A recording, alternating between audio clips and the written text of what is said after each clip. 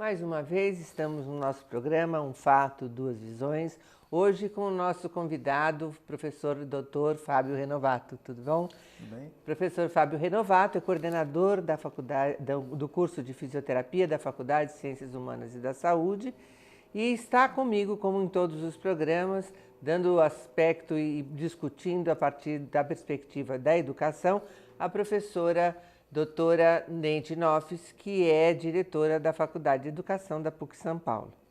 Tudo bem, Neide? Bem-vinda. Obrigado. Professor Fábio, a gente escolheu hoje como tema a coluna. Por onde a gente começa falando da coluna? Olha, a gente pode falar de alguns mitos e verdades, né? Então, por exemplo, você tinha acabado de me dizer que o seu médico pediu a ressonância, né? E esse é um dos grandes problemas em se tratando de coluna, porque um probleminha pequenininho, muitas vezes, ele se torna um problemão a partir do momento em que você conhece o que você tem, né? Parece contraditório, mas é o que a literatura tem mostrado para a gente. Então, por exemplo, você tem um problema estrutural na sua coluna, né? E aí você vai lá, tem dor também, vai lá e pede o exame, e o exame aponta uma hérnia. Essa hérnia de disco, que é hoje um dos problemas que as pessoas mais têm medo, que são mais incapacitantes, às vezes não é aquele probleminha que está gerando dor em você. E aí você pode, dentre outras coisas, ser encaminhada para uma cirurgia desnecessária. Um outro problema é que quando você sabe exatamente o que você tem, você entra num processo de hipervigilância, né? Você vigia demais aquilo e você catastrofiza. Então um probleminha pequenininho se torna um problemão. Até que você, dentre outros segmentos, outras sequências de eventos que podem acontecer, você entra num processo de cinesiofobia, que é o quê? Né? Você pediu uma linguagem menos técnica. Cinésio é movimento, fobia é medo. Então você fica com medo de se movimentar. Esse medo do movimento, ele é muito ruim para a fisioterapia e para a melhora do paciente. Por quê? Porque é com o movimento, normalmente, que a gente melhora. Então, os estudos mostram exatamente isso, para que a gente evite fazer exames desnecessários. A gente só indica-se o exame quando a gente desconfia, eles chamam de bandeira vermelha, né? Então, por exemplo, de uma fratura, eu caí, eu tenho uma idade avançada, eu posso ter tido posso ter osteoporose, eu caí e bati a coluna, um acidente automobilístico, ou então, por exemplo, eu tive um câncer de mama, e aí há uma suspeita de metástase, então eu faço um raio-x. Então, alguns momentos específicos, ou quando a dor não passa, eu tenho uma dor, por exemplo, uma compressão na cauda equina, uma dor muito grave, quando eu começo a enfraquecer minha perna, eu preciso, né, para de fato indicar para a cirurgia. Mas a grande maioria dos problemas, o conselho é não pedir exame. E quando que a gente sabe? Porque todo mundo tem hérnia. Todo mundo tem hérnia. Todo mundo tem hérnia, né? Então, assim, primeiro me parece que quase que é para ter. É para né? ter. Todo mundo tem. É para ter. E segundo, como é que a gente pode diferenciar no nosso cotidiano quando que essa hérnia é alguma coisa muito grave e quando a gente poderia utilizar o que eu acho os médicos tendem a chamar de alternativo, né? Que na verdade são estudos sérios, científicos, que propõem uma outra forma de tratamento que não o cirúrgico. A gente trabalha muito com sinais e sintomas, então dor e incapacidade, né? Então a gente tem alguns instrumentos que medem a dor só do ponto de vista de intensidade. Eu tenho uma dor 1, eu tenho uma dor 2, eu tenho uma dor média, uma dor moderada, uma dor muito forte. A persistência da dor e a incapacidade. O que aquele problema me incapacita no dia a dia? Eu consigo levantar? Eu consigo andar alguns quarteirões? A dor vai e volta? Né? A ideia central é que eu trabalhe muito mais com isso do que com exame, principalmente exame de imagem. Tá? Então existem alguns testes, algumas terapias que a gente começa pelos testes de imagem, pelos testes clínicos e o que a fisioterapia faz, que são os testes funcionais. O que de função eu estou perdendo? Né? Com base nisso, né, essa mescla de sinais, sintomas e pontos da avaliação que eu começo a analisar se eu vou ou não para esse lado. Eu vou ou não para a cirurgia, eu vou ou não para um tratamento conservador, ou simplesmente deixo a dor passar. Uma dor aguda, por exemplo, a gente chama de dor aguda, no caso das dores lombares, são dores até 6 semanas, 3 meses, algum tempo. Essa dor eu começo a me preocupar, né? Mas mesmo assim, o modelo biomédico, né, que é um modelo que, na minha opinião, ele precisa ser revisto, né, que você chega, você toma um remédio, o analgésico, o anti-inflamatório, e repousa, e faz o repouso. Esse repouso é extremamente danoso. Tá? A ideia central é que a gente faça esse repouso até no máximo 48 horas. Né? E eu vejo muitas pessoas afastadas, ficando uma semana em casa, descansando e tal. A tendência, os estudos mostram isso, né? A tendência é que isso faz mal para o problema em si e para a cabeça. Em que sentido? E eu tenho também, desculpa, eu tenho 2 questões para trazer para você, para me ajudar a pensar. Ajudar a pensar as pessoas que conversam comigo. 2 delas. Uma é um chavão que fala assim, quando a gente é menor tal, cuidado com a coluna, não pega peso. Peso, você vai ver quando você estiver mais velho. Então, uma coisa assim, não sei se é como falam, é o que falam, né? E um outro ponto para você ajudar a gente a pensar que é o seguinte, normalmente se tem alguma dor ou se tem alguma dúvida, procura um ortopedista, não um fisioterapeuta. O ortopedista é que encaminha para o fisioterapeuta. Então, a gente fica com a influência de um doutor antes de vocês. E aí a gente está falando uma coisa que eu estou pensando aqui. Deveríamos procurar inicialmente um fisioterapeuta e o ortopedista é que acaba dando os encaminhamentos em relação à coluna. Como você vê isso? Não sei, são 2 pontos. Eu vou começar pelo ortopedista, então. É uma discussão polêmica, né? A Austrália, por exemplo, eles perceberam que quando você vai direto no fisioterapeuta, você reduz muito os custos. Né? Aqui tem a briga do ato médico, qual que é a função do físico, qual que é a função do médico. A minha ideia é que você pode ir no fisioterapeuta sim. O fisioterapeuta hoje é muito bem formado e ele consegue fazer uma análise muito geral, pensando inclusive na não necessidade do paciente fazer os exames de imagem. Então a gente consegue entender muito bem o que o paciente está sentindo e tratar. Alguns trabalhos mostram que quando você vai direto ao fisioterapeuta, além de você ter efeitos muito bons no tratamento, você reduz muito a sequência de possibilidades de custo. Porque quando você vai no médico, ele pede o exame, você vai fazer o exame, você vai ter que voltar nele para fazer o exame e com base no retorno dele, ele vai decidir se você vai aqui ou aqui. E muitos médicos, inclusive, prescrevem a fisioterapia. Então, você tem a chegada, o exame, se o exame for particular, aumenta mais ainda o custo para o paciente, ou vai aumentar o custo para alguém, ou para o plano, ou para o governo, e aí você volta no médico, que é mais uma consulta. Quando você vai num fisioterapeuta, e esse fisioterapeuta ele consegue estabelecer as metas de tratamento, o protocolo de tratamento com base na avaliação, com base numa boa anamnese, você tem que entender também que não é em qualquer fisioterapeuta, é um fisioterapeuta treinado, um fisioterapeuta que entenda não só os aspectos físicos da coluna, mas também como os aspectos biopsicossociais, entendeu? A dor emocional, o que faz a coluna, a dor cronificar. Um bom fisioterapeuta que contemple todos esses predicados, né, todas essas possibilidades terapêuticas e de avaliação, você pode ir direto nele. Eu posso começar pelo fisioterapeuta se eu tiver qualquer dor. Nenhum. Na Austrália, inclusive, eles fazem campanha para isso, para que você vá ao médico se você desconfiar das bandeiras vermelhas, né, dos red flags, que você pode suspeitar de uma fratura e realmente não pode ficar com uma fratura, porque fica instável, né? Pode consolidar de maneira viciosa, um câncer por motivos óbvios, né? Então, dores do dia a dia, dor crônica leve, dor que não enfraquece a sua perna, às vezes o seu pé começa a cair, né? Porque a compressão nervosa é tão grande, o pé começa a cair. Aí, às vezes, até um neurocirurgião, né? Para ver de fato se você precisa. E quanto mais tempo você fica com esses sintomas neurológicos, a possibilidade de sequela é maior. Então, nesses casos, sim. Mas dores normais, um bom fisioterapeuta consegue lidar muito bem com isso, com essa problemática, entendeu? E a história do peso? Cuidado peso, com o peso na coluna. O peso não tem nada na literatura, nada na literatura. Obviamente, se você percebe que uma criança está usando uma mochila pesada, mais de um lado, né, você pode até desenvolver uma escoliose não estrutural, em que se você tirar, ou se você fizer uma boa fisioterapia, você consegue resolver. Isso vale também para o sentar.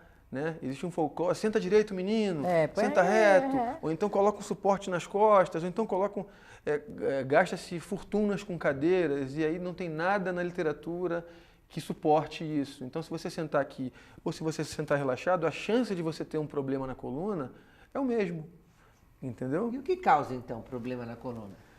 A minha irmã disse que foi começar a andar em pé. Minha irmã é fisioterapeuta. Na verdade, a gente... Quando nasce, já começa a envelhecer, isso é inexorável. Então, o desgaste, ele é natural também. Né? Então, você vai desgastando, a gravidade vai diminuindo o espaço entre uma vértebra e outra, e aí você pode ter dor pelo próprio extravasamento do disquinho que fica ali, né? Que é um gelzinho, né? É como se fosse um amortecedor, uma borrachinha, e ela pode ir abaulando, ela pode romper.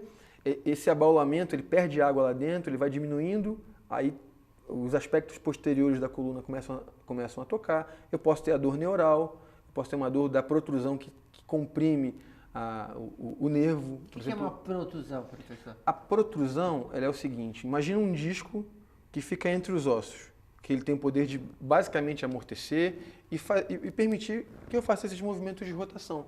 Né? Rotação, inclinação, ele se deforma, né, para ajudar. Com o tempo ele vai se desgastando. Né? Ele vai se desgastando, ele tem o mesmo formato da vértebra. Né? Então, lateralmente, ele é fibrocartilagem para dar suporte e lá dentro ele é o gelzinho, parecido com aquele gelzinho do tênis para amortecer. Conforme a gente vai sentando, esse disquinho ele vai migrando lá para trás. Ele vai empurrando essa fibrocartilagem para trás, né? E ela pode comprimir, tem um ligamento lá atrás, chamado ligamento longitudinal posterior. E, normalmente, grande parte, ela vai para trás, porque tem esse ligamento, ela vai para trás e para o lado. Por isso que a grande parte das protrusões e das hérnias, elas são posterolaterais. Quando eu estou só empurrando, e eu estou deformando esse aspecto posterolateral, eu tenho a protrusão. Quando começa a romper lá dentro, né, ainda não rompeu lá fora, eu tenho prolapso. E a hérnia de disco propriamente dita é quando tem a ruptura total. Isso leva tempo, quebra, isso leva anos, isso leva... Entendeu? Normalmente isso leva anos. Tem alguma coisa que a gente possa fazer? Porque você falou o seguinte, a gente nasce e começa a envelhecer. Começa a envelhecer. Tá certo. Assim, tem alguma coisa que a gente possa fazer para que esse envelhecimento seja poupado? Não sei se é poupada a palavra. Ou seja, cuidado. Cuidado. Você consegue envelhecer com saúde, né? Ou com o mínimo de problemas. A ideia central é isso, é manter a cabeça boa e fazer atividades. Algumas atividades podem até aumentar a propensão, mas atividade que você goste. Tá? Atividades de reforço muscular são muito boas, entendeu? Se você puder mesclar, por exemplo, dentro d'água com um trabalho de reforço, o Pilates tem se mostrado muito bom. Tem trabalhos específicos com Pilates mostrando tanto o fator preventivo quanto o fator de tratamento, entendeu? Então, manter-se ativo e com a cabeça boa. E outra coisa, evitar ao máximo os exames. Quanto mais exame de coluna desnecessário, maior a chance, inclusive, de cirurgia. Teve um trabalho que fez um grupo com os mesmos problemas, né? Os mesmos tipos de problema. Um grupo que só fez a fisioterapia e um grupo que fez a fisioterapia, mas tinha exame. Esse grupo foi um grupo que melhorou menos e teve mais pacientes indicados para cirurgia. Ou seja, não precisava. Então, grande parte das cirurgias são desnecessárias. Eu vejo também que, assim, eu valorizo a sua profissão, óbvio, né? Acho que tem que ter orientação, porque também algumas pessoas fazem movimentos ou vão a lugares, ou de repente todos os prédios têm a sua academia própria. E as pessoas fazem movimentos completamente vindos do que ela pensa que tem que ser. Às vezes até, quer dizer, eu acho que teria que ter orientação, não teria que ter uma obrigatoriedade. Como você vê isso? Eu vou lá, quero emagrecer, ou eu quero me movimentar, eu vou lá na minha academia, e aí tem lá o peso, tem lá não sei o quê.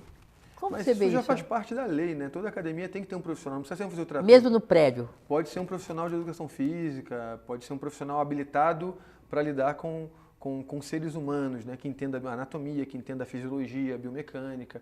Isso é importante, sim. Mas o que eu quero dizer é o seguinte, os trabalhos têm mostrado, existem várias técnicas fisioterapêuticas aí, né?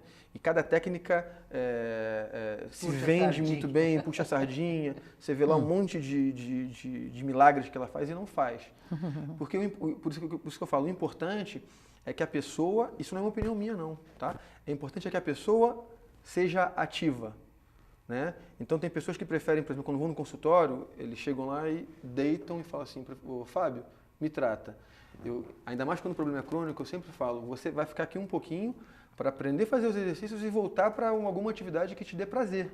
Não precisa ser necessariamente isso aqui, tá? Talvez, por exemplo, se a dor esteja aparecendo quando eu jogo futebol, aí eu peço para que não faça futebol naquele momento ou não faça mais futebol, faça uma outra atividade que dê prazer. Mas um dos grandes complicações, por exemplo, eu treino jiu-jitsu, né? Que é um esporte teoricamente agressivo, você se machuca muito, ombro, tornozelo, coluna. Isso não é uma pesquisa, eu não sei se tem pesquisa com lutadores, né? Mas é impressionante que eu já treinei em algumas academias e os amigos meus que tinham tanto hérnias cervicais e hérnias lombares, às vezes saíam com um pouquinho de dor, mas era unânime. Eu nunca tive um colega, um paciente, né? Um companheiro de treino que me referiu que quando estava em período de treino, a dor piorava significativamente. Agora, quando paravam nas férias, me ligavam às vezes, Fábio, pô, não é verdade o que você falou? Então, um esporte agressivo, um esporte em que você faz muita flexão, faz muita força, isso é uma observação minha, não é nada científico. Mas isso mostra o quê? Que os estudos têm razão. Quando você faz uma atividade, mesmo uma atividade como o jiu-jitsu, por exemplo, que te agride um pouco, você se sente melhor, ou seja, o problema não é só estrutural. A gente pensa muito na estrutura. E aí a ideia central é esquece a estrutura. Tanto que os meus pacientes chegam lá com 4 protrusões, 5 hérnias, escoliose, e eu falo para eles, olha, a sua coluna está melhor que a minha. Né? A sua coluna tende a estar melhor que a minha. Vamos fazer uma atividadezinha. Ah, mas aumenta a dor, mas aí que vai aquele problema da cabeça, né?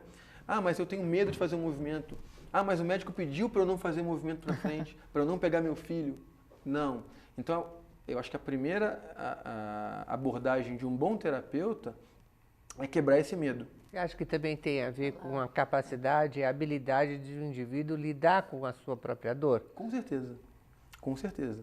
Então, é um problema estrutural, que a gente não vai esquecer isso, mas hoje a gente percebe que tem um componente mental muito forte. Entendeu? Pessoas mais fortes mentalmente conseguem lidar muito melhor com esse problema. A minha prima, por exemplo, ela estava indo para a cirurgia praticamente, né? E ela mora no Rio. Fábio, olha, só estou te ligando para te pedir uma última opinião. Né? Aí ela me pediu uma opinião, eu não estava conseguindo avaliá-la, mas deu para ter mais ou menos ideia do que estava acontecendo. Então, dor na região lombar, no glúteo, que irradiava para o membro inferior, para a perna. E eu falei, Mari, vamos fazer o seguinte. E o médico, inclusive, falou o seguinte para ela. Se você não melhorar em 5 dias, vamos para a cirurgia. É um absurdo. Absurdo total. Tá? Ela estava com uma dor intermitente, a dor não era tão grande, mas ela sofria. Então, vamos para a cirurgia. Então, vamos resolver com a faca. Eu falei, Mari, não. Conversei com ela, falei dos aspectos biopsicossociais e ela, de fato, estava passando por um problema emocional. Né? Vamos tentar trabalhar isso. Não vai enfiar uma faca em você, ainda mais na sua coluna, sem necessidade. Hoje ela tem uma dorzinha aqui, uma outra ali, tá? Completamente controlável, faz atividade física regular. Ah, mas eu posso fazer musculação? Você gosta? Gosto. Então você deve fazer musculação. Ah, mas eu tenho medo do professor. Não tenha medo do professor. Tem que ter um fisioterapeuta, não tem necessidade. Faz o exercício e hoje está bem. Entendeu? E era uma paciente, era uma pessoa elegível para a cirurgia. Seria mais uma, e os fatores secundários de uma cirurgia podem ser mais nefastos do que o próprio problema. Inclusive, várias cirurgias, várias dores voltam. A mesma dor. E aumenta a incidência, inclusive, de uma outra hérnia em cima. Né? Porque quando você faz uma artrodese, quando você estabiliza um segmento, para compensar, o segmento acima ou abaixo, ele aumenta a mobilidade.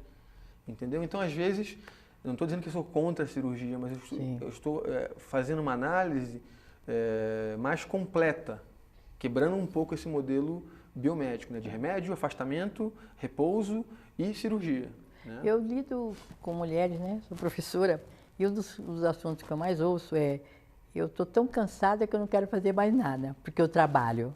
Você está falando que a gente tem que ter movimento, ou seja, o cansaço também é enfrentado com movimentos mais planejados, previstos. Porque as professoras às vezes falam: não faço nada, porque eu chego tão exausta, né? Tão cansada, não quero saber de nada.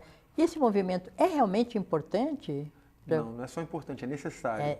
Necessário. Nós fomos feitos. Então, desde criança, nós tínhamos que falar para as crianças.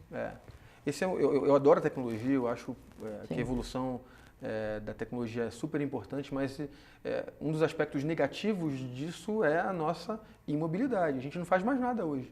Os meus alunos de fisioterapia, eles sobem de elevador. Inclusive, eu falei para eles: se vocês subirem de elevador, se eu pegar vocês na escada, né, no elevador, eu vou tirar nota. Né? Eu falo brincando, mas é verdade. As pessoas têm dificuldade de subir um lance de escada.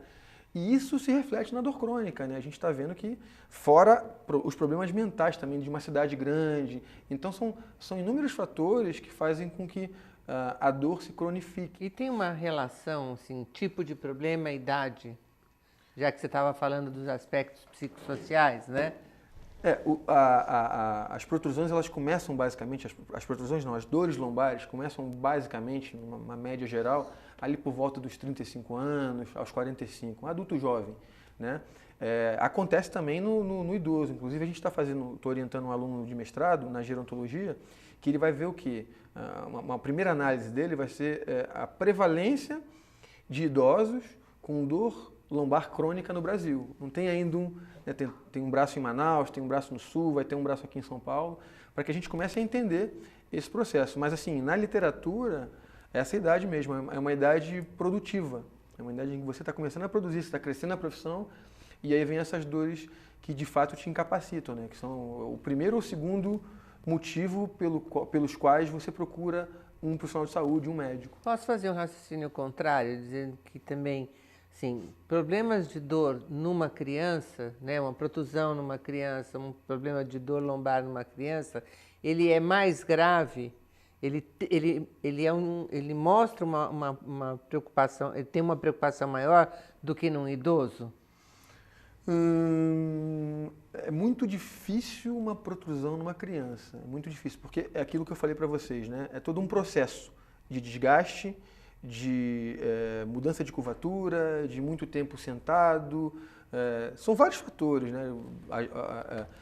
Tamanho de curva, tem alguns fatores ainda que não foram estudados, e tem alguns fatores que são modelos teóricos, tem alguns fatores que foram estudados.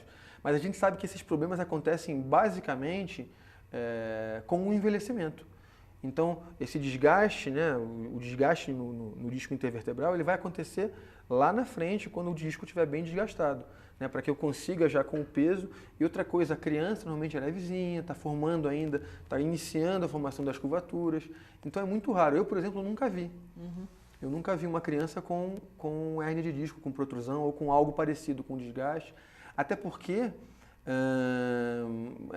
não se deve fazer radiografias, por exemplo, em crianças, né? Porque você aumenta muito a incidência de câncer. Na escoliose, por exemplo, se você desconfia que a criança tem uma escoliose, você tem que começar já a analisar de início, principalmente se for mais de 10 graus, né? Para ver se você trata conservadoramente, se deixa o tempo passar e observa, ou se você trata com colete.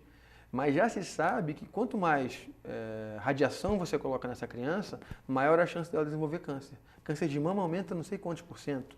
Eu fui banca agora da professora Patrícia, doutorado dela, e na revisão de literatura mostrava isso, né? Quanto mais raio-x você faz, principalmente no período de estirão, principalmente da menina, né? Que é ali dos 10 aos 14, 15 anos, mais 10 aos 14 anos, né? Você aumenta muito a incidência de câncer de mama, né? E alguns outros tipos de câncer em menor escala, mas também você aumenta isso. Então, quanto menos exame a gente fizer, né? Raio-x, né, principalmente. E se faz como comer arroz e feijão, né? Porque em o que médico sentido, propõe, né? né? É comum fazer qualquer coisinha, qualquer dorzinha. Qualquer dorzinha, exatamente. Raio-x. Por exemplo, se você suspeita de fratura, uma criança caiu, começa a inchar demais, começa a ficar escuro, aí você tem que fazer para ver se de fato eu vou precisar fazer uma cirurgia, se eu vou fazer qual tipo de redução que eu vou fazer, ou se eu só vou imobilizar. Isso é importante. Uma criança com uma fratura, ainda mais criança que se movimenta demais, você tem que fazer para preservar a consolidação óssea dela, né?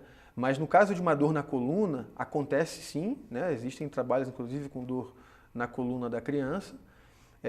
Isso mostra inclusive que os fatores estruturais da coluna não são os principais.